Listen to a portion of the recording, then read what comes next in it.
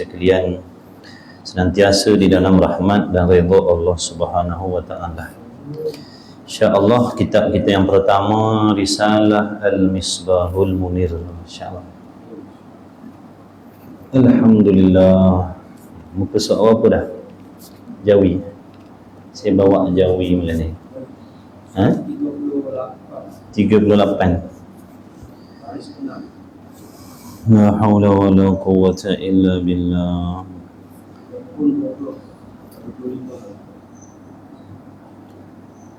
Muka surat 38. Jawi. Rumi ada yang pakai Rumi? Rumi ke seorang? 95. Rumi 95. Rumi 95. Tajuk dia huraian pada menyatakan perkara-perkara yang wajib diketahui akan dia serta i'tiqad.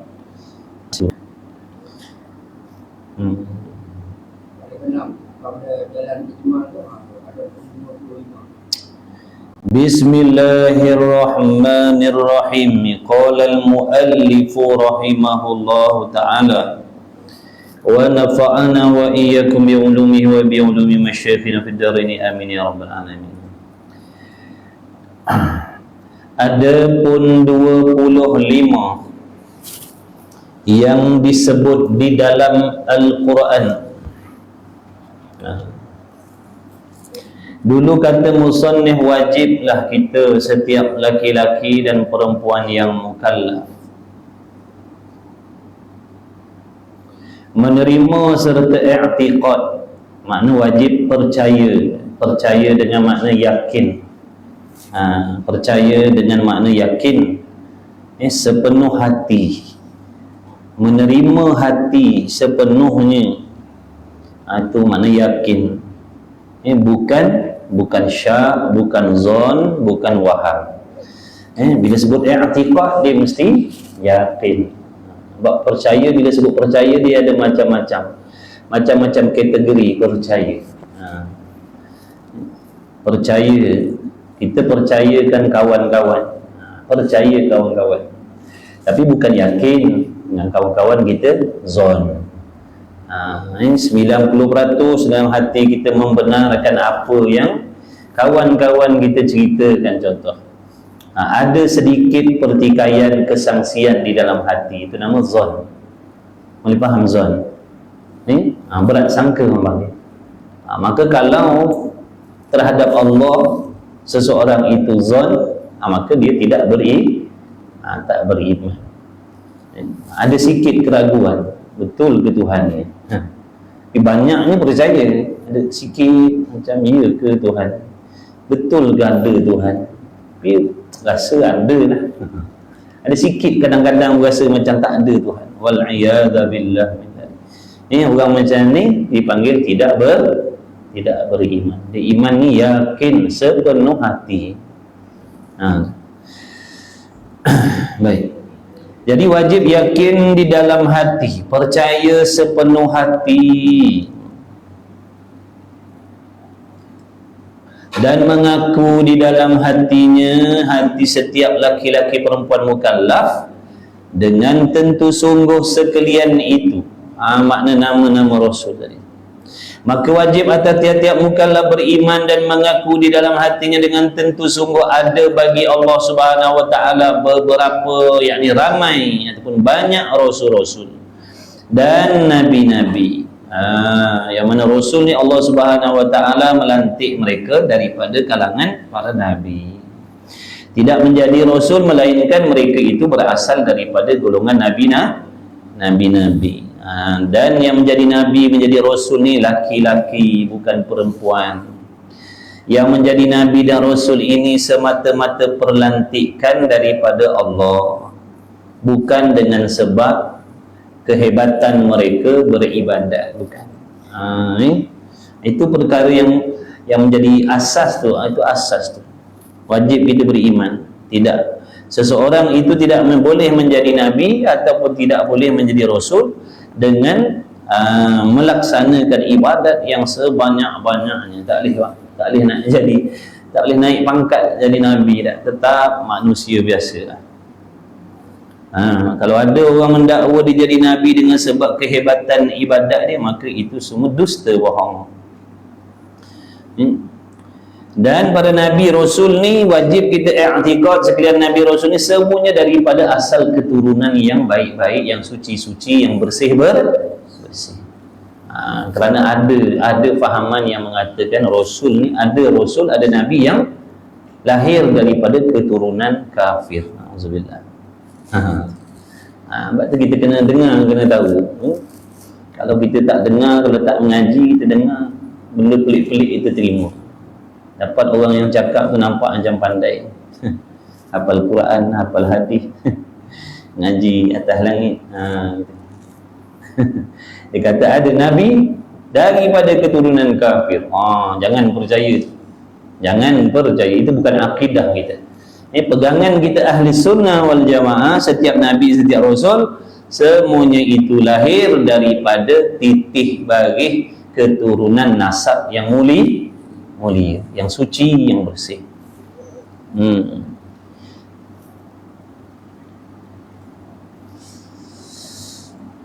Dengan tentu sungguh ada bagi Allah Ta'ala beberapa Rasul. Jadi Rasul ni Allah Ta'ala mewahyukan hukum hakam, amalan-amalan yang tertentu untuk diamalkan oleh mereka, serta Allah perintah kepada Rasul tadi menyebarkan, mengajar orang lain, menyebarkan apa yang diterima daripada Allah, Allah suruh sebarkan, itu Rasul. Nabi, Allah Ta'ala mewahyukan hukum hakam yang tertentu, amalan-amalan yang tertentu, hanya untuk amalan mereka sahaja, bukan untuk disebarkan. Itu perbezaan Nabi dan Rasul alaihi wassalatu wassalam dengan jalan ijmal. Apa maksud atas jalan ijmal? Makna setiap kita, laki-laki perempuan, wajib yakin, beriman, percaya bahawasanya ada ramai para Nabi dan para Rasul yang diutus oleh Allah. Itu maksudnya beriman secara ijmal, secara borong, secara ringkas. Wajib. Setiap lelaki perempuan wajib. Aku percaya, aku yakin, makna dalam hati aku yakin bahawasanya ada ramai para Nabi dan para Rasul yang diutus oleh Allah. Itu makna beriman secara ijmal.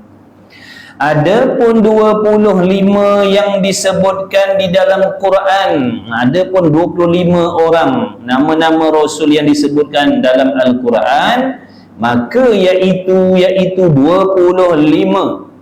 wajib atas tiap-tiap mukallaf mengetahui akan dia dengan tafsil. Adapun yang 25 dalam Quran tu wajib kita tahu satu-satu. Yang ni secara borong tak boleh. Yang ni secara borong tak boleh. Mesti kita kenal satu-satu. Nama tu kita kenal. Bila sebut nama tu, ni nama Rasul. Bila sebut nama tu, ini nama Rasul. Maksud begitu. Bukan wajib hafal. Tak wajib hafal, sunat hafal. Kalau hafal lagi bagus. Kalau tak hafal tak berdosa. Yang penting tahu. Maklum. Walaupun tak ingat siapa nama ni, tapi tahu, bila sebut nama tu kita tahu, ni nama Rasul ni. Ni Rasul ni. Tapi kalau suruh baca, tak boleh. Kalau suruh baca tak boleh. Tu makna tak hafal. Tapi dia tahu. Hafal ni mana dia ingat dalam dada. Sambil-sambil siang sayur dia boleh sebut nama-nama Rasul seorang-seorang tu hafal. Ni dia tak hafal. Tapi wajib tahu lain, hafal lain.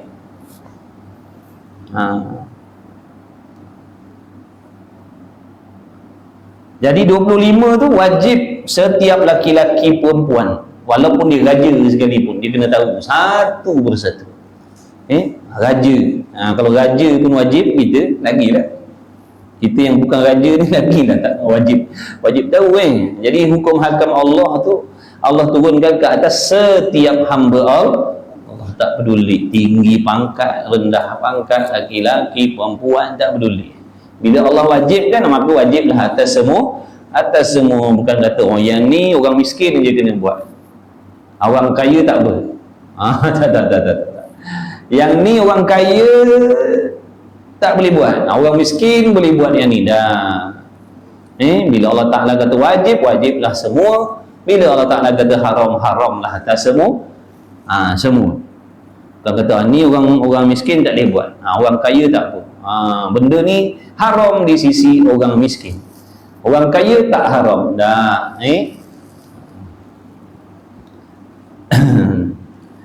Iaitu 25 orang nama-nama Rasul yang wajib kita ni, setiap laki-laki perempuan yang mukallaf wajib kena tahu dengan tafsil. Tafsil tu makna huraian satu persatu, perincian satu persatu. Yang pertamanya Nabi Allah Adam alaihi salatu wassalam. Itu maklum dah, ramai orang tahu dah tu Adam. Idris, Nabi Allah Idris alaihi wassalatu wassalam.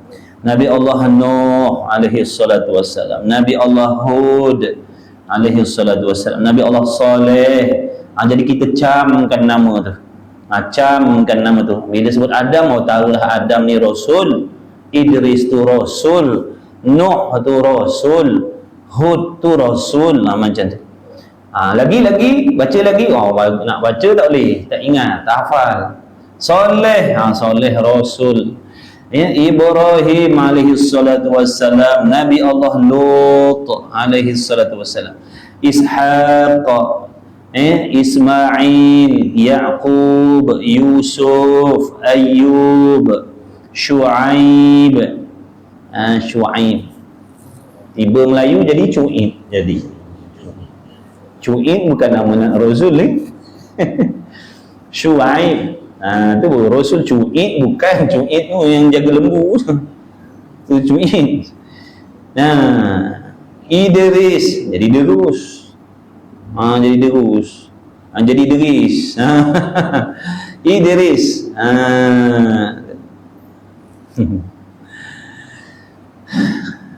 Ishaq, Ismail, jadi Sahab Melayu. Ishaq, Ishaq, Ismail, Yaqub, Yusuf, Ayyub, Shu'aib, Harun, Musa, Ilyasa, Zulkifli, Daud, Sulaiman, Ilyas. Dekat-dekat Ilyasa, Ilyasa, Yunus, Zakaria, Yahya, Isa, dan Nabi kita Muhammad sallallahu alaihi wasallam. Salawatullah wassalamuhu alaihim ajma'in. Jadi kita kena maklum nama tu satu-satu. Sekarang dah hafal dah. Dia orang dah buat lagu dah tu. Dah buatkan nasyid tu sambil-sambil buat kereta dengar hari dah terhafal. Ni.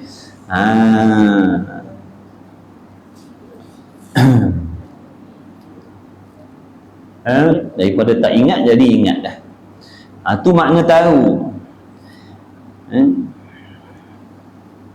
Dan yang lebih tinggi pangkat, ini pun di antara perkara yang wajib kita i'tiqad, wajib yakin. Yang terlebih tinggi pangkat darjat mereka itu di sisi Allah, maknanya ialah Nabi kita Sayyidina Muhammad sallallahu alaihi wa alihi wasallam.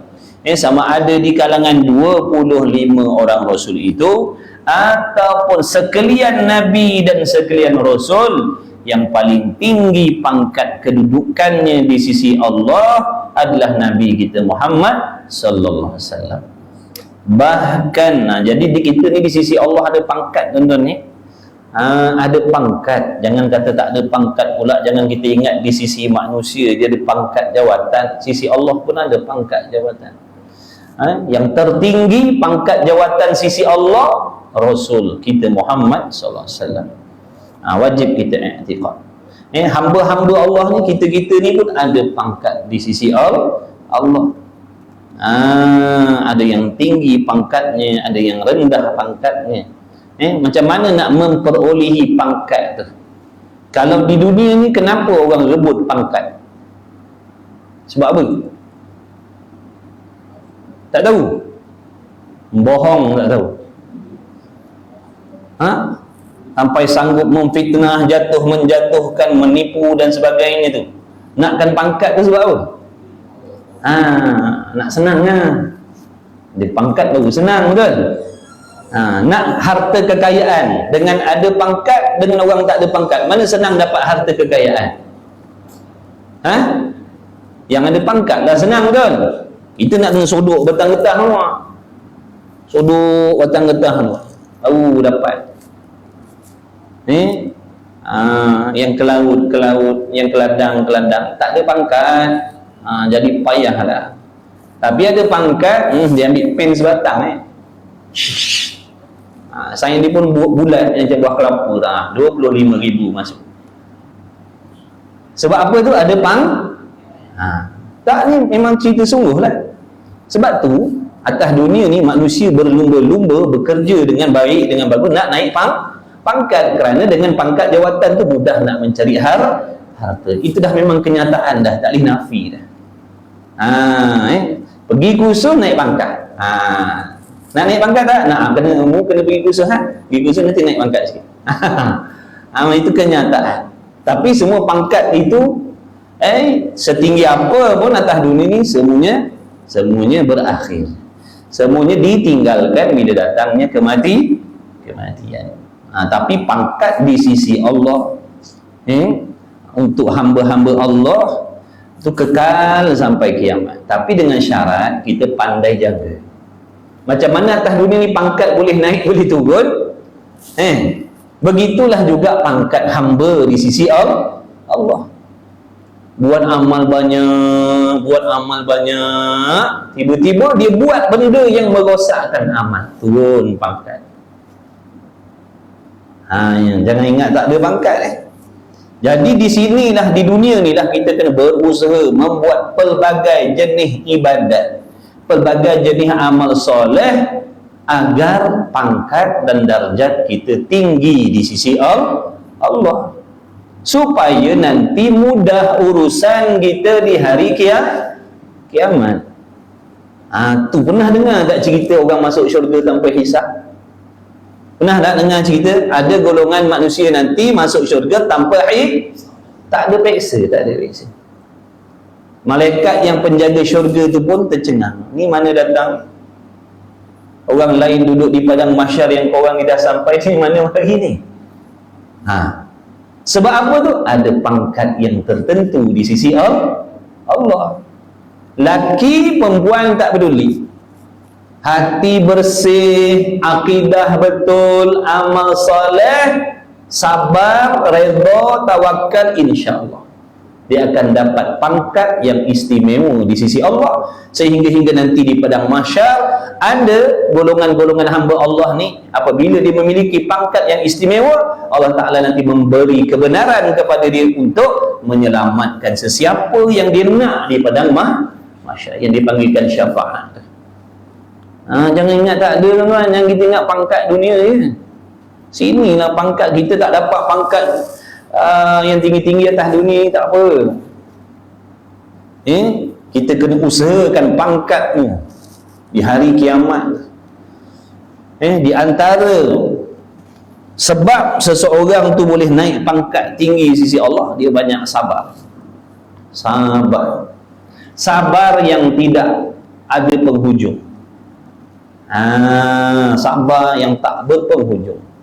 Ni pangkatnya tinggi di sisi Allah. Sabar, datang benda tak baik, datang benda tak sedap, sabar. Kejahatan dia tak balas dengan kejahatan, dia sabar. Sangka baik dengan Allah, dia sabar. Tinggi darjat. Ni kita sabar ada tahap pula dah. Jangan sampai aku hilang sabar. Hilang sabar turun pangkat. Hilang sabar turun kalau tak nak turun pangkat, teruskan sabar sampai mati. Sabar ni, kita ni dah terpedaya dengan kata-kata tu. Sabar ni ada tahap, sabar ni ada batasan. Itu nafsu, itu bohong tu kan. Kita pula pergi percaya pula, habis lah. Sabar sampai mati. Orang buat jahat dengan kita, jangan balas kejahatan orang tu, jangan kejahatan, jangan sampai mati, jangan. Faham tak ni? Ni ngaji nak beramal tu nak seronok dengar, nak dengar. Nak seronok dengar macam tengok cerita tu dalam TV tu. Apa niat kita belajar? Nak nak beramal. Supaya bila kita belajar ni kita nampak, kita suluh balik diri kita. Aku ni selama ni beramal macam mana? Betul ke tidak seperti yang Allah suruh? Ataupun aku ni mengaji tapi macam tak mengaji. Dulu tak mengaji, pembengis. Dah mengaji pun pembengis juga. Dah ada faedah tak ngaji? Tak nampak lah. Tak nampak lagi. Dia kalau mengaji yang betul, dia makin baik. Kalau sebelum mengaji dulu lidah dia jahat, bila dia mengaji lidah dia dah jadi baik. Kalau dulu dia tak mengaji, suka cari salah orang, bila dia mengaji suka cari salah sendiri.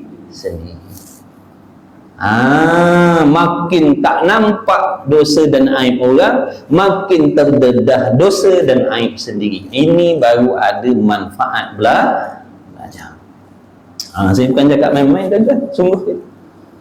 Kalau tak apa faedah kita baik dulu rumah tengok TV lah, yang tepek dinding tu. Tengok situ dah. Orang lain seronok-seronok tengok TV, kita penat-penat datang surau, tapi mulut kita sama macam mulut orang tak mengaji, hati kita sama macam hati orang tak mengaji. Apa faedah mengaji? Baik dulu rumah tengok TV, lagi bagus. Sebab tu niat belajar mesti betul tuan-tuan. Walaupun mengaji kat surau ni, walaupun kita tak duduk pondok, duduk mengaji ulang-alik surau, tapi kalau betul niatnya dan amalnya, dia boleh jadi orang yang memiliki pangkat yang tinggi di sisi Allah. Jangan main-main. Jadi di sinilah nak kena usahakan. Usahakan pangkat tadi, buat segala amal kebaikan kebajikan, buat dengan cara betul, bukan main belasah. Bukan main belasah, buat dengan ilmu, tahu ini pantang larang, ini syarat rukunnya, ini sah batal, kalau buat macam ni batal, kalau buat macam ni betul. Kalau aku buat macam ni nanti pahala dibinasakan oleh Allah. Ni pantang-pantang yang aku tak boleh buat dalam ibadat. Itu makna, itulah tujuan kita belajar tu, supaya kita beramal boleh tahu pantang larang dalam ibadat, bukan seronok-seronok. Nampak tak? Jadi usahakan supaya kita memiliki pangkat yang tinggi di sisi Allah Subhanahu Wa Taala. Contohnya kalau dia ibu bapa yang ada pangkat darjat yang tinggi di sisi Allah, nanti di hari kiamat dia boleh menyelamatkan anak-anak dia. Kalau dia isteri yang memiliki pangkat yang tertentu sisi Allah, dia boleh menyelamatkan suami dan anak-anak dia. Kalau dia suami yang memiliki pangkat yang tertentu sisi Allah, dia boleh menyelamatkan isteri dan anak-anak dia. Kalau dia anak-anak yang memiliki pangkat yang tertentu sisi Allah, dia boleh menyelamatkan ibu bapa dia besok di hari kiamat. Macam tu. Jangan kita nampak pangkat jawatan atas dunia ni. Pangkat sisi Allah ni, nampak tak tu? Para nabi, para rasul ada pangkat, malaikat pun ada pangkat-pangkat ni. Siapa yang tinggi, siapa yang rendah. Kita manusia pun ada pangkat sisi Allah. Macam mana nak naik pangkat? Itu amal. Kembali kepada macam mana amalan kita, sebanyak apa amalan kita, sebersih mana hati kita, sekuat mana sabar kita. Itu yang menentukan pangkat-pangkat hamba di sisi Allah. Orang tak ada pangkat nanti hari kiamat susah. Susahlah. Macam kita ni, tak ada pangkat atas dunia ni, susah nak pergi mana-mana. Susah nak pergi mana-mana. Tengok dekat highway tu, orang ada pangkat kenderaan dia macam mana tak? Bergerau kereta kita. Dia potong tu kereta kita, bergerau. Bukan main laju lagi. Ratus ribu, juta harga kereta dia, sebab ada pangkat, ada kedudukan. Senang dia. Kita yang tak ada modal ni, kadang ada yang jalan kaki, naik motor dalam hujan basah kuyup, tak ada pangkat. Tak apalah tu, dunia dia tu. Ni hari kiamat besok. Orang yang hebat-hebat pangkat jawatannya tu, titian sirat tu yang berpuluh ribu tahun tu, dia tak sampai sekejap, sampai dah syurga. Orang yang tak ada pangkat jawatan 20,000 tahun, 25,000 tahun nak habiskan meniti titian sirat. Sebab tak ada kedudukan di sisi Allah. Nampak tak? Jadi jangan buang masa. Sementara ada kesempatan ni, usaha. Belajar betul-betul, fahamkan, tengok balik niat kita belajar, kenapa aku ni belajar, betulkan balik. Ulama dah pesan dah, di antara niat-niat nak belajar ni, di antaranya kita belajar kerana Allah suruh, wajib. Yang kedua, sebab nak beramal. Bukan nak tahu saja, nak dengar-dengar seronok-seronok dah. Nak beramal, nak tahu apa kesalahan kita, nak usaha tinggalkan, nak baiki. Nak tahu benda yang baik-baik, nak usaha buat. Tu niat belajar. Kalau tak rugi kita tuan-tuan, rugi. Ada orang nak mengaji tak dapat, ada orang nak belajar tak dapat, nak belajar. Kita Allah pilih ni janganlah sia-siakan. Gunakan betul-betul. Mudah-mudahan. Mudah-mudahan Allah selamatkan kita semua. Amin ya Rabb. Amin ya Allah. Baik. Jadi sekalian, yang paling tinggi sekali pangkat di sisi Allah adalah Nabi kita Muhammad SAW. Bahkan sekalian makhluk pun ialah Nabi kita yang lebih sekali. Bukan sahaja di kalangan para Nabi, para Rasul, yang paling tinggi pangkat darjatnya adalah Nabi kita. Bahkan kalau nak diadukan dengan sekalian jenis makhluk yang Allah ciptakan, masuklah malaikat, masuklah syurga dan isi kandungnya, Nabi kita Muhammad sallallahu alaihi wasallam lah yang terlebih tinggi pangkat darjatnya di sisi Allah. Allah tak ada makhluk lain boleh lawan, boleh tanding kedudukannya. Tiba-tiba kita pula Allah pilih jadi umat dia. Allahu Akbar. Betapa beruntungnya kita.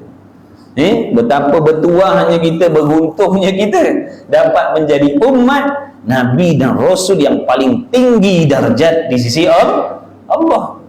Kita kena rasa bertuah tu, ya Allah syukur. Mujur tak jadi pengikut Firaun gitu. Boleh tak Allah kalau nak jadikan kita pengikut Firaun? Boleh, tapi mujur Allah selamatkan kita. Allah tak pilih kita. Kok Allah pilih kita kehendak jadikan kita tukang sihir Firaun, tak ke berat kita? Ya kan, benda tu benda harus. Kita dah belajar kan hari tu, harus bagi Allah menjadikan sesuatu. Ikut Allah lah nak jadikan macam mana. Makhluk ni dia punya. Dia nak jadikan yang tu kaya, yang tu miskin, ikut dia lah. Dia nak jadikan yang tu umat Nabi Lut, yang tu nak jadi umat Nabi Musa, yang tu nak jadi umat Nabi Muhammad, ikut Allah lah. Kita dia punya. Nampak tak? Allah tak wajib pilih kita jadi umat Nabi Muhammad SAW. Allah tak wajib bagi kita iman Islam. Harus saja, bukan wajib. Tiba-tiba kita dipilih oleh Allah. Betapa mujurnya kita, Allah selamatkan. Kena rasa macam tu, kena rasa macam tu. Ya Allah, nasib baik kau tak jadikan aku orang Yahudi, nasib baik kau tak jadikan aku orang Nasrani. Kena rasa macam tu, mujur ya Allah, terima kasih ya Allah. Kena rasa macam tu tuan-tuan, barulah rasa bertuah. Rasa bertuah, Allah selamatkan kita daripada kekufuran. Allah, bahkan sekalian makhluk habis. Dan pangkat yang kedua, mana bawah sikit darjatnya di sisi Allah, iaitu Nabi Allah Ibrahim alaihi salatu wassalam. Dan yang ketiga, bawah lagi sikit daripada Nabi Allah Ibrahim, Nabi kita Nabi Allah Musa alaihi salatu wassalam. Dan yang keempat Nabi Allah Isa. Dan yang kelima Nabi Allah Nuh. Yang dinamakan sekalian itu, mana lima tu ulul azmi, pangkat dia lah. Dipanggil gelaran, ada diberi gelaran. 5 Rasul ni yang tertinggi pangkat sisi Allah ni digelarkan ulul azmi. Artinya yang mempunyai banyak susah dan banyak sabar. Bila banyak susah, banyaklah sabar. Kita ni kena sesuaikan diri kita dengan apa yang Allah bagi pada kita tuan-tuan. Bila Allah bagi kita benda baik, benda elok, benda sedap, maka bersyukurlah kepada Allah. Gunakan benda tu yang sedap-sedap, yang nikmat-nikmat, yang baik-baik yang Allah bagi kita tu, gunakan untuk tolong kita beribadat. Tu sebab nikmat Allah bagi kita harta. Gunakan harta untuk ibadat. Allah bagi kita kenderaan, gunakan kenderaan untuk tolong ibadat. Allah bagi kita pangkat jawatan, gunakan pangkat jawatan untuk dekat kepada Allah. Macam tu cara. Allah bagi sihat, gunakan sihat untuk ibadat. Allah bagi akal, waras, gunakan untuk ibadat. Bila datang kepada kita benda yang tak sedap, benda yang tak seronok, sesuaikan diri kita dengan benda tak sedap, tak seronok itu, iaitu dengan mengambil sikap sabar dan bersangka baik kepada Allah. Macam tu cara. Bukan kita, bukan Allah kena ikut kehendak kita dah. Kita kena sesuaikan diri kita dengan apa yang Allah kehendak. Hari ni Allah bagi kita sakit, sesuaikan, sabar. Fikirkan hikmah tu. Di antara sebab hikmahnya Allah bagi kita sakit sebab Allah nak naikkan darjat kita, nak ampunkan dosa-dosa kita. Jadi hamba yang macam ni dapat nikmat pun Allah kasih dia, dapat susah pun Allah kasih kepada dia. Nampak tak? Tak ada benda sifat macam ni melainkan kepada seorang mukmin yang kamil, yang sempurna iman dia. Bila dapat nikmat, dia syukur, dia gunakan nikmat tu kepada apa yang Allah suruh. Bila dapat susah, dia sabar dan bersangka baik kepada Allah, dan dia redha dengan kesusahan. Redha ni tuan-tuan, dia ada dua darjat. Redha dia ada dua darjat. Satu darjat redha yang tak dituntut, kerana redha yang pertama ni tak semua orang sampai ke situ. Sehingga kalau dia sakit, dia tak rasakan sakit. Kalau dia susah, dia tak rasakan susah. Ini redha yang nombor satu. Ini jarang-jarang 1000 boleh jadi tak ada seorang pun. Sakit, benda tak sedap, benda sakit, benda susah, tapi dia tak rasa. Sebab apa jadi macam tu? Cinta dia kepada Allah sampai jadikan diri dia macam tu. Satu cerita, ada satu cerita seorang orang awam, dia cinta kepada orang istana. Dia orang biasa dia jatuh cinta kepada orang istana. Lalu bila raja dapat tahu, raja pun tangkap dan sebat dia, jatuhkan hukuman sebat 1000 kali sebat tu. Tapi waktu dia sebat tu tak ada berbunyi sikit, diam. Orang pun pelik. Selepas daripada tu ditanya, kenapa kau tak ada meraung, tak ada mengaduh, tak ada merintih, tak ada. Dia kata, bagaimana aku nak merintih sedangkan kekasih aku tu ada depan mata aku. Nampak tak tu? Cinta dia tu tadi membius sakit dia. Ini bukan cerita dongeng kan? Ini cerita dalam kitab. Makna situlah dalil yang menunjukkan cinta tu boleh menghilangkan kesakitan. Macam itulah orang yang hebat-hebat sisi Allah. Allah uji dia dengan bala, dengan benda susah, dia tak rasa, bahkan dia rasa seronok dengan Allah. Ini yang dikatakan tak dituntut tadi. Redha sampai tahap tu tak dituntut untuk kita. Tapi redha yang kedua ni dituntut, iaitu mana? Kita rasa sakit. Kalau masalah datang, rasa ada masalah. Kalau susah, rasa susah. Tapi mulut dan hati tidak bercakap benda yang dibenci oleh Allah. Boleh faham tak tu? Ini redha yang wajib ada atas kita semua, baik lelaki, baik perempuan. Bila Allah bagi sakit contohnya, rasa sakit, bukan tak rasa sakit. Tapi mulut tidak bercakap benda yang diharamkan oleh Allah. Ya Allah, kenapa dah kau? Tak ada. Dalam hati pun tak ada merepek, tak ada. Dalam hati pun tak ada merepek, tak ada merungut. Diam hati. Tapi rasa sakit. Tapi hati dan mulut tak ada cakap benda yang Allah tak redha. Ini wajib ada atas semua. Yang nombor satu tadi, itu tak dituntut. Sebab tak semua orang boleh sampai tahap tu. Dia dapat bala, dia kata alhamdulillah ya Allah. Kita dah dapat bala, astagfirullah, inna lillahi wa inna ilaihi raji'un. Dah ada ke belum tu dengan dua tadi? Ha? Belum? Dah. Kalau dia macam kita, nanti riak pula dia. Itu redha yang wajib. Kalau sakit, jaga mulut. Jangan cakap benda yang Allah benci. Ya Allah, kenapa kau uji aku macam ni? Apa salah aku, ya Allah? Jangan. Sampai tak tahu dosa apa, tanya. Ya Allah, apa salah aku? Sampai tak ingat dosa punya banyak. Ya Allah, apa salah aku ni sampai kau uji macam ni? Kau tak tahu dosa kau. Punyanya jahilnya kita tak tahu dosa yang kita buat dengan Allah. Bayangkan tu. Bila Allah bagi bala sakit, ya Allah, kenapa kau bagi ujian macam ni? Apa salah aku? La ilaha illallah. Salah orang nampak. Salah orang nampak pula. Salah kita tanya, apa salah aku, ya Allah, kau bagi sakit ni? Itulah dah. Tengok diri kita. Dah ada ke belum benda tu? Ni mati dah dekat dah kita ni. Kita ni dah duduk tepi lubang kubur ya tuan-tuan ni, nak kena tolak. Tak payahlah kita nak berasa umur panjang. Di antara penyakit hati, rasa lambat mati. Aku ni lambat lagi mati ni, rasa 20 tahun lagi dalam tangan ni. Bila ada sifat macam ni, kita akan jadi taksir dalam memperbaiki diri. Taksir makna cuai. Nak baiki hati, nantilah jadi pemaaf, nantilah bersihkan dengki ni. Sekarang ni biar berdengki dulu, biar mengumpat dulu, biar bersangka jahat dulu. Lambat lagi aku ni mati.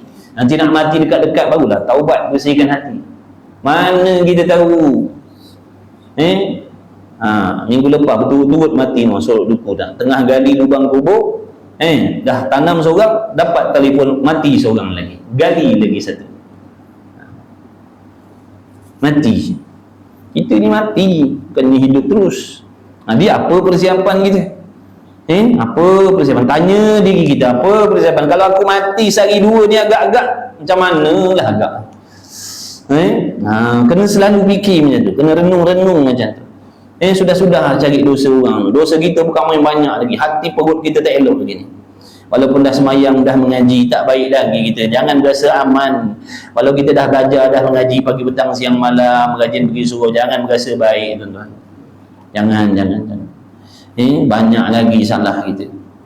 Itu berasa tak bersalah tu, berasa tak ada salah, berasa tak ada dosa, itulah di antara dosa kita.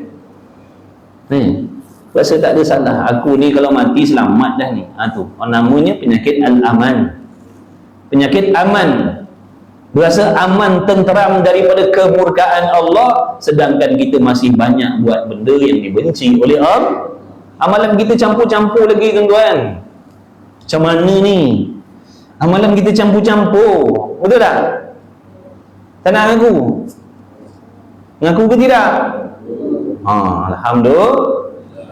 Tapi jangan ngaku di lidah je, ya. Dalam hati kena mengaku. Kita ni amal campur-campur. Tengok semayang, tengok ngumpat, tengok berdendam, tengok berdengki. Time puasa. Time pergi haji. Jadi campur aduk amalan kita. Tak selamat lagi, tuan-tuan. Amalan kita ni masih lagi, kalau air tu orang panggil mutan najis ni. Duk campur dengan benda-benda kotor. Najis, maksiat tu bukankah najis maksiat tu? Najis maksiat orang panggil. Jadi kita campur-campur. Time solat kita solat, time ngumpat pula. Berdendam, sangka jahat. Puasa Isnin Khamis, malam qiyamul lail. Besok sangka jahat dengan orang. Macam mana ni kita kalau mati, ya Allah? Jangan, baiki balik. Baiki cepat-cepat. Orang lain kalau tak baik, tak elok tu, doakan supaya dia jadi orang baik-baik. Kita tumpukan diri kita ni yang nak masuk liang lahat tak lama lagi ni. Mana persiapan kita? Baik. Supaya kita mendapat pangkat darjat yang tinggi di sisi Allah, nanti kita yang senang di sana besok. Kita yang senang. Kita yang senang, orang lain susah, kita senang. Sebab ibadat kita itu. Jadi itu nama ulul azmi tadi. Orang yang banyak Nabi-Nabi Rasul yang banyak susah, tak payahlah kita nak berasa kita lah yang terpaling susah dalam dunia ni. Tak boleh nak banding, tak boleh nak banding dengan kesusahan yang dilalui oleh para nabi dan para rasul. Para nabi dan para rasul lah yang paling banyak bala, yang paling banyak dugaan dan cabaran, yang paling berat ujian yang Allah bagi Nabi Rasul lah. Janganlah kita berasa kita ni yang paling berat diuji oleh Allah. Sedangkan kita lupa betapa banyaknya nikmat yang Allah dah bagi, kesenangan yang Allah bagi, nak banding dengan kesusahan. Jangan jadi hamba yang melupakan kebaikan Allah. Bila Allah uji kita dengan sakit, seolah-olah macam Allah tak pernah buat baik dengan kita. Rumutan kita tu macam Allah tak pernah buat baik dengan kita. Punya marah hanya dengan apa yang Allah bagi. Satu cerita tuan-tuan, ada seorang ni hamba Allah 70 tahun berqiyamul lail, tak pernah mungkir walau semalam pun. 70 tahun qiyamul lail, tak pernah konteng. Satu hari dia dibalakan oleh Allah dengan sakit. Dia tak boleh nak beribadat malam tu, tapi dia sabar. Dia redha, dia sangka baik dengan Allah dengan ujian sakit yang diberi. Lalu Allah Ta'ala mewahyukan pada Nabi yang ada pada zaman tu. Nabi ni jumpa dia. Nabi ni bagi tahu apa? Amalan, maknanya kesabaran yang laki-laki tadi tu, kesabaran atas sakit yang Allah bagi daripada satu hari satu malam tu, lebih besar daripada pahala solat tahajudnya selama 70 tahun. Nampak tak ada? Dia sabar dengan sakit yang Allah bagi di satu hari itu. Dia sabar, dia redha sangka baik dengan Allah. Pahalanya lebih besar daripada pahala 70 tahun solat malam. Nampak tak? Besarnya amalan hati tadi. Amalan hati besar. Sebab tu Allah uji kita dengan sakit, dengan sabar, dengan masalah tu. Sebenarnya Allah nak naikkan darjat, tapi kita yang tak faham. Kita kata Allah nak naik kita, dah. Sebenarnya Allah nak naikkan darjat kita, nak bersihkan dosa kita supaya nanti kita mati tak buat dosa. Itu di antara cara Allah nak membersihkan hamba-Nya daripada dosa. Allah uji dia dengan sakit. Jadi sakit dia sabar. Contohnya sakit bawa ke mati, dia sabar. Matinya bersih daripada dosa, tuan-tuan. Wajib sangka baik dengan Allah. Jangan sangka jahat dengan Allah. Sangka baik kita dapat, sangka jahat lah yang kita dapat. Jangan sangka jahat. Sangka jahat sesama kita pun dosa besar dah. Apatah lagi sangka jahat dengan Allah lagi tak boleh nak bayang besar dosa. Dan setengah daripada yang jadi nabi itu Sayyidina Khidir dan Khalid bin Sinan dan Hanzalah bin Safwan dan semuanya yang tersebut itu apabila disebut akan dia, nescaya ia mukallaf tadi tahu dan mengaku ia di dalam hatinya dengan tentu sungguh jadi nabi dan tidak wajib atau mukallaf menghafaz akan dia, tak wajib hafal. Maknanya nama-nama yang tadi tu kalau orang sebut kita tahu tu nabi, tu rasul, maksudnya macam tu. Kalau tak hafal pun tak apa. Orang sebut Yunus rasul ke tidak? Yunus rasul, dia tahu. Lagi tak ingat. Ayub rasul. Ayub, betul. Zulkifli rasul. Johan Johan bukan. Maknanya dia boleh macam tu, faham tak tu? Dia sampai tahap macam tu, dia boleh beza. Walaupun dia tak hafal tapi dia boleh beza. Yang ni nama Rasul, yang ni bukan. Macam tu. Kalau hafal lagi baik.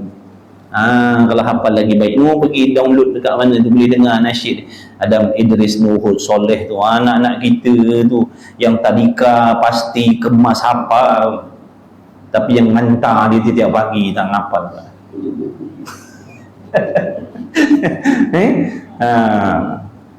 Yang tolong hantar tak apa.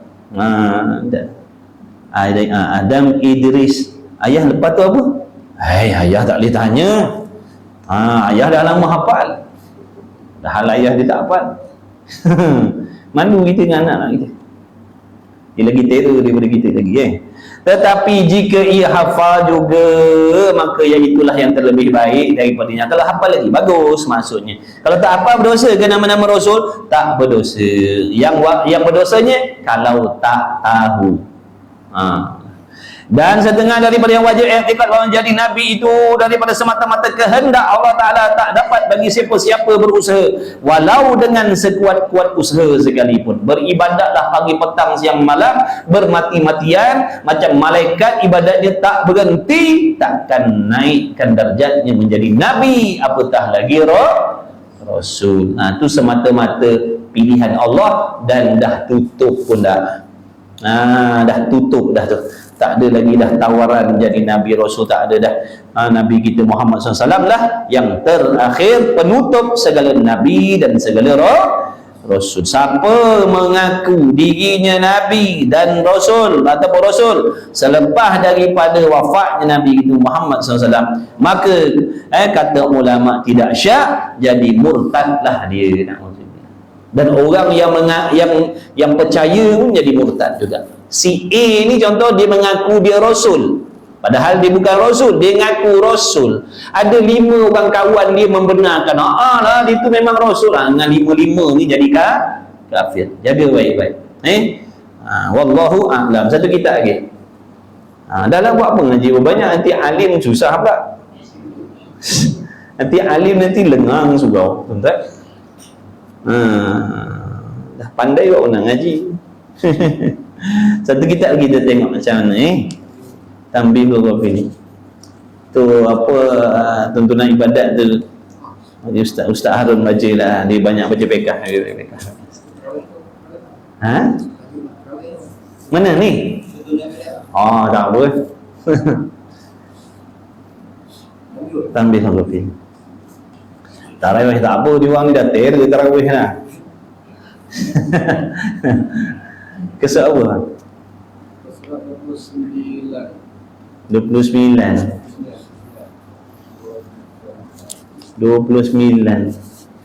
Perenggan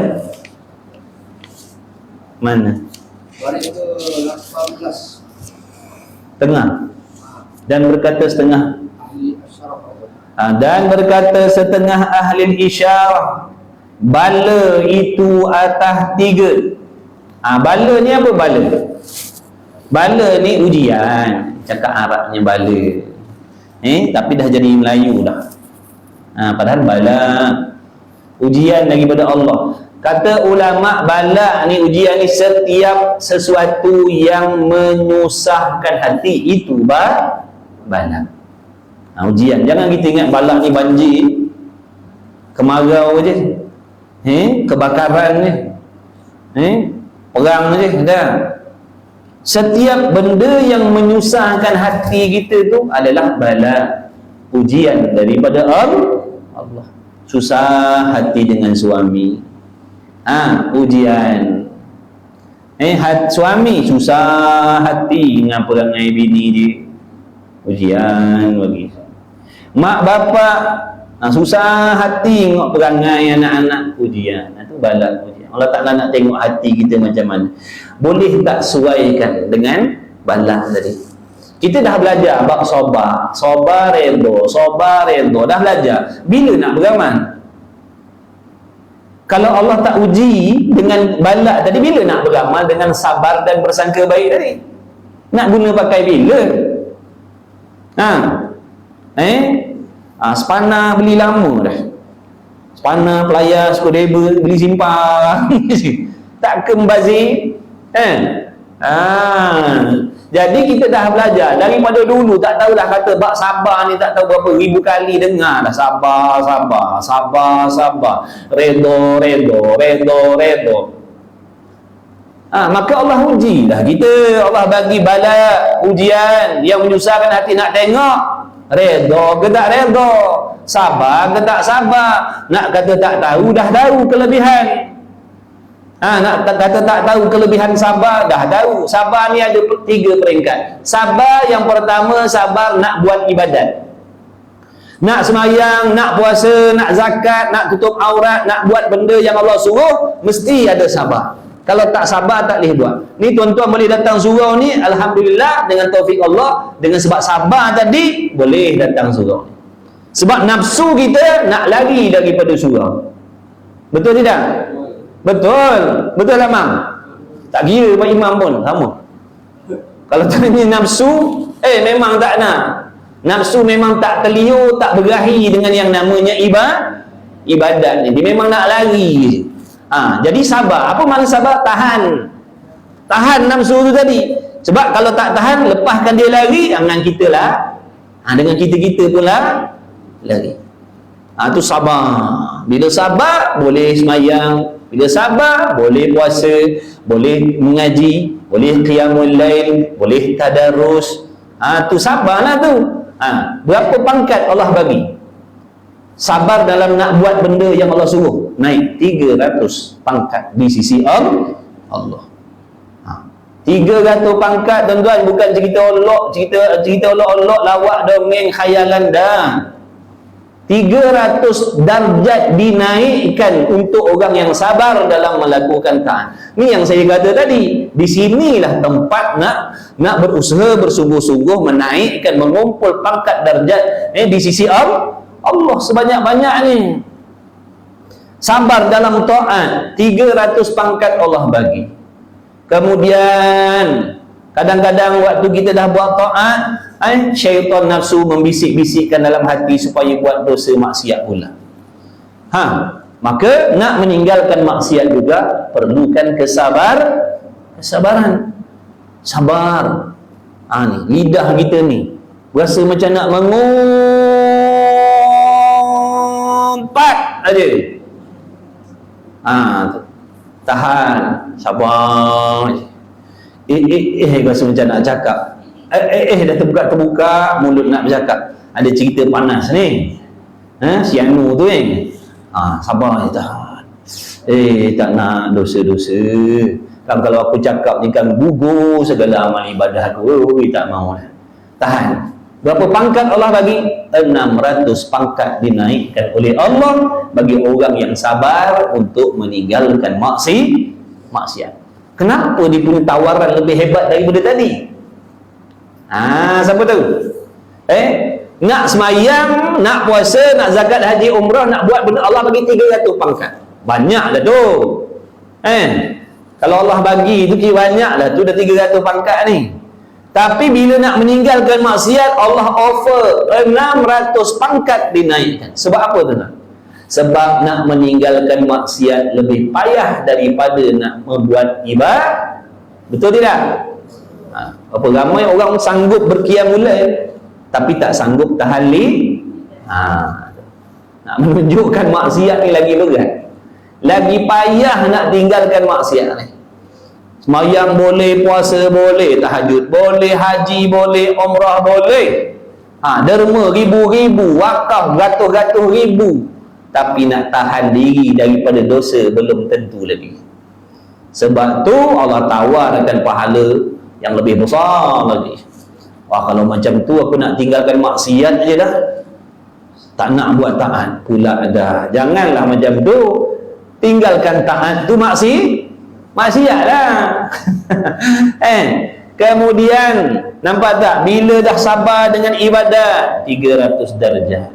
Ini bukan sekali semua hidup dah. Setiap kali nak buat taat tu dinaikkan 300 darjat. Setiap kali timbul keinginan nak buat maksiat, dia tahan, naik 600 darjat.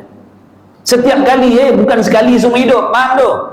Hari ni terlintas nak mengumpat, dia tahan hari ni 600 darjat hari. Besok setan ajak lagi. Buat apa pula? Berdengki. Dia lawan, dia tahan, dia sabar, tak nak berdengki. Naik pula 600. Kemudian kadang-kadang kita ni Allah uji dengan bala. Tadi Allah tengok, dia dah berjaya sabar dalam ibadah. Kemudian Allah uji dengan maksiat, dia berjaya sabar menahan dirinya daripada buat maksiat. Allah nak uji, tengok dia sabar tak dalam bala.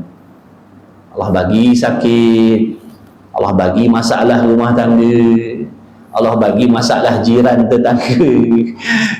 Macam-macam. Nak tengok, sabar dah. Hatinya ada ngomel-ngomel tak? Ada popek-popek yang tak elok tak? Yang Allah benci tak? Mulutnya, lidahnya dan hatinya. Tak ada contoh dia. Sabar, dia tahan, dia sangka baik dengan Allah. Ya Allah, pasti ini ada hikmahnya ya Allah. Bahkan memang selayaknya aku dapat benda tak sedap ni sebab aku ni bukan orang yang baik-baik ya Allah. Memang patut pun aku dapat benda tak sedap ni sebab aku bukan orang baik. Aku banyak dosa, banyak maksiat. Dia redha dengan ujian yang Allah bagi. 900 darjat dinaikkan oleh Allah. Cuba bayangkan, kalau hamba tu dapat sabar dalam 3 keadaan ni dalam hidup dia agak-agak, bagaimana kedudukan dia besok di hari kiamat. Selama hidup dia sabar dengan 3 benda ni. Sabar dalam taat, sabar meninggalkan maksiat, sabar dengan bala yang diberi oleh Allah. Agak-agak macam mana kedudukan dia besok di hari kiamat. Itulah tuan-tuan. Usaha dah mati tak boleh dah. Dia kata nanti kalau aku mati aku nak sabar lah. Apa kejadah dah kena tanam naknya sabar. Saya nak sabar tapi bukan sekarang, nanti selepas mati. Aku nak tahan diri. Besok aku nak tahan diri daripada buat maksiat. Bila? Dah mati besok. Aku tak nak dah buat maksiat. Apa faedah dah mati? Waktu hidup ni lah. Nanti dah mati aku nak tahan lidah aku ni. Aku tak nak mengumpat. Orang ajak mengumpat, aku tak nak. Nak mengumpat macam mana, dah kerah dah. Dengan lidah-lidah kita pun kerah dah. Bukan badan je kerah kaku, lidah kita pun kerah kaku dah nak mengumpat apa.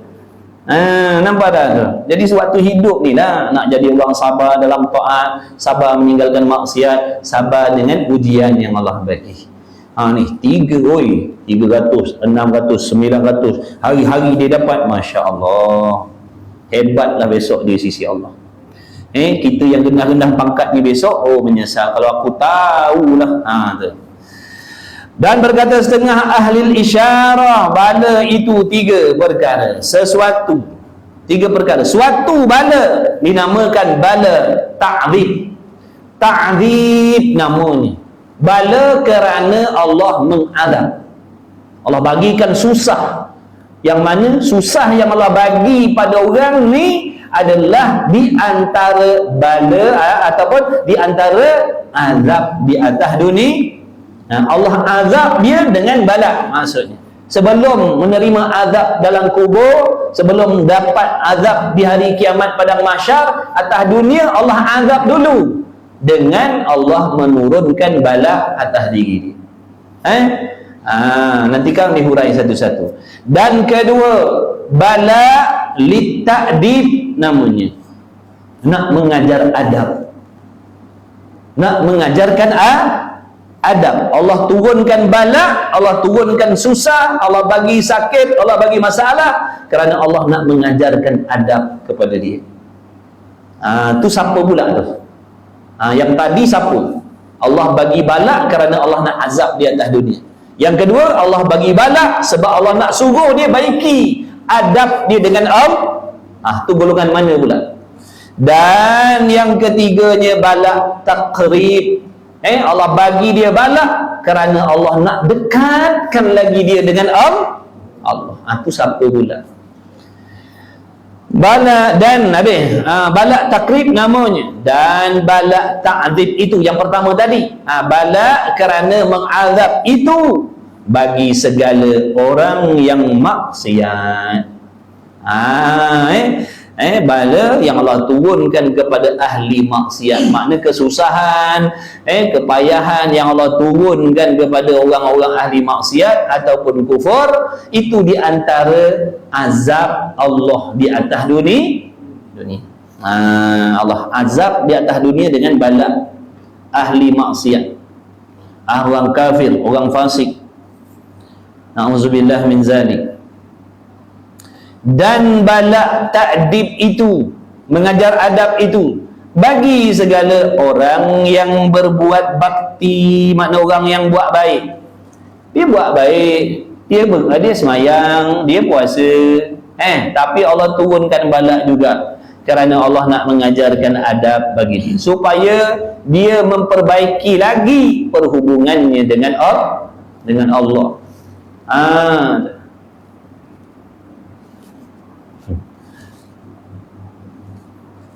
Supaya dia memperbaiki perhubungannya dengan Allah Subhanahu wa taala. Contoh macam kita tadilah, time semayang, time puasa, time mengumpat, mana ada lagi buat benda-benda yang dilarang oleh Allah. Maka Allah turunkan bala supaya kita memikir dosa dan kesalahan kita. Kadang-kadang kita ni, mulut kita ni sombong. Kadang-kadang hati kita ni sombong. Tengok orang tak semayang, tengok orang tak mengaji, kita berasa kita hebat. Kita tengok orang buat maksiat, tak berlengah, kita pun mencela. Maka Allah bagi ujian. Hari ni kita kata orang tu si A ni bukan main jahat lagi perangai. Contohlah, bangsa perangai tak elok ni. Dah lah tak semayang, tak mengaji. Aku ni, aku semayang mengaji. Punyalah sombong. Lalu Allah uji dia. Allah bagi, Allah hadapkan dia dengan kadang-kadang dengan maksiat. Allah balakan dia dengan maksiat tadi yang bercakap sombong tadi. Supaya menyedarkan yang diri dia juga lemah macam orang yang dihina tadi. Baru dia sedar, semalam aku kata si Anu ni gini. Hari ni aku pun buat benda sama rupanya. Supaya dia sedar. Sebab tu kena ingat, apa yang kita cakap ni kita akan diuji oleh Allah. Sebab tu jaga mulut. Kita kata kita baik, orang lain jahat, nanti tunggu ujian daripada Allah. Mana kesombongan yang kita mendabik dada kata kita orang baik tadi. Tu nama jahat adab. Maka Allah uji. Dan pada waktu tu Allah tak bagi taufik kepada kita hingga kita terjatuh dalam dosa tu, supaya kita teringat balik dengan apa yang kita kata, yang kita cela orang lain. Rupanya aku pun dua kali 5 juga. Kalau Allah tak bagi taufik, mustahil aku boleh tinggal. Supaya dia sedar. Tu contoh Allah nak mengajarkan adab dia, supaya dia baiki lagi. Baiki. Semayang dah tapi hati tak baik. Baiki hati. Dan bala ditakrib itu bagi segala orang yang dikasihi oleh Allah. Contohnya pada nabi-nabi, rasul-rasul, awliya ilahi solihin, wali-wali Allah. Mereka ni Allah uji dengan kesusahan, kepayahan tadi, kerana semakin diuji mereka semakin dekat, semakin hebat ibadatnya dengan Allah. Makin diuji makin hebat ibadatnya, makin diuji makin hebat ibadatnya, makin sayangnya kepada Allah.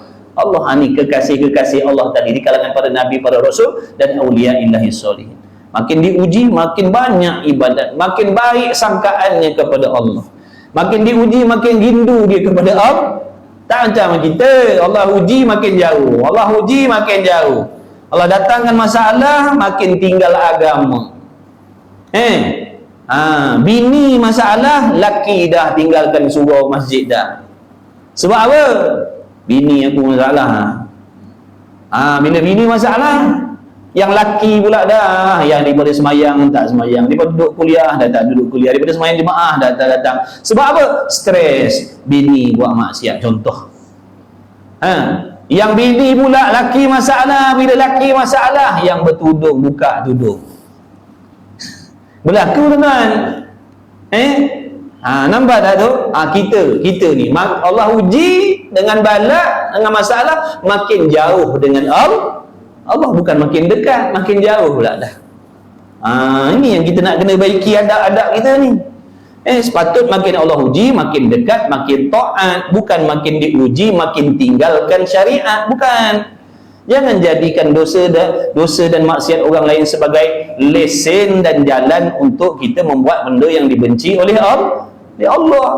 Kalau kita kata suami, kalau kata isteri jahat, kita usahalah jadi suami yang bertakwa.